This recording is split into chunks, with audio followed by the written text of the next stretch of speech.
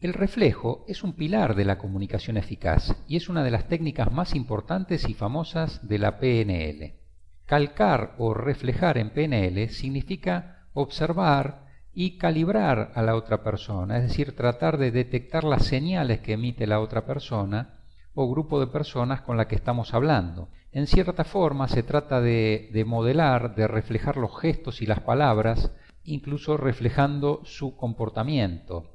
Esto, por supuesto, no tiene que ser hecho de manera obvia porque la otra persona puede llegar a ofenderse. Tiene que ser algo muy sutil. Se trata de dar de sí mismos una imagen similar a la que expresa la otra persona, proporcionar una idea de similitud, de sintonía. Si la persona con la que estoy dialogando me habla en términos visuales, yo por supuesto la reflejaré hablando en términos visuales.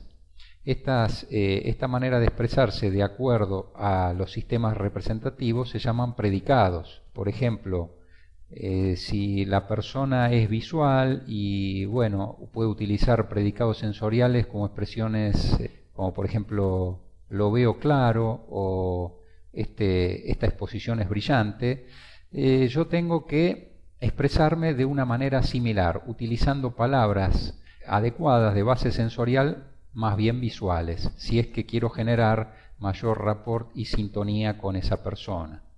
Como te decía en otra oportunidad, uno de los principios básicos de la PNL es que todo es comunicación, comunicarnos con nosotros mismos y con los demás.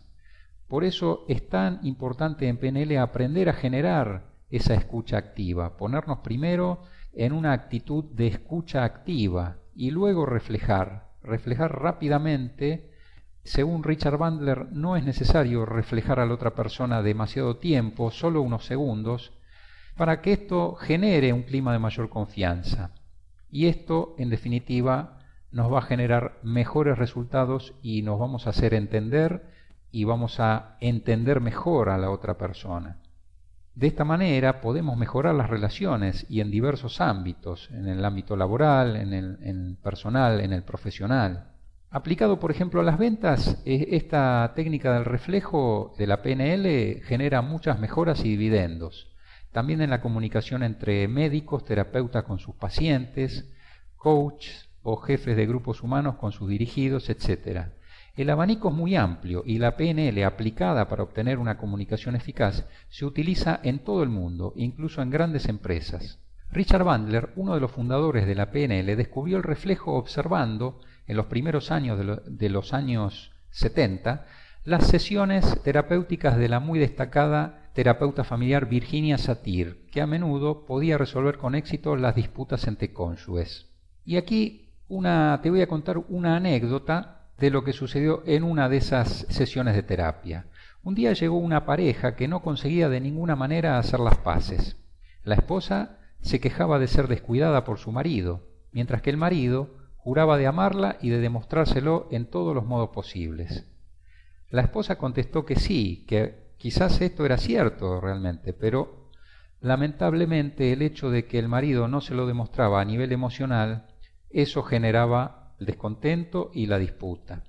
Bandler se colocaba como un observador neutral de estas sesiones y observando este diálogo entre los tres, es decir, entre el marido, la esposa y Virginia Satir, se percató de que el problema era puramente lingüístico. Para el marido, en efecto, amarla significaba decirlo, y por eso para él era importante que la mujer lo escuchara. En definitiva, el marido apuntaba solo a la percepción auditiva de su mujer, solo a su canal auditivo. En cambio, la mujer no solo quería escuchar que su marido la amaba. La esposa, al contrario, necesitaba que se le demostrara, que se le hiciera sentir ese amor a nivel de las sensaciones, un contacto mayormente sinestésico. Así fue que, ampliando su análisis a otros casos, Richard Bandler se percató de que la inmensa mayoría de las parejas tenía estos problemas de comunicación. El mismo tipo de problema se puede crear no solo entre una esposa y su marido, sino también entre el terapeuta y su paciente. Si el paciente habla de su problema en términos visuales, el terapeuta no puede responderle en términos auditivos. Es necesario que se esté en el mismo canal emocional reflejándolo. Y esto, por cierto, se aplica también en una sesión de coaching. La PNL puede utilizarse de diversas maneras, pero el concepto en cuanto a la comunicación es el mismo. Primero hay que generar sintonía y un clima de confianza.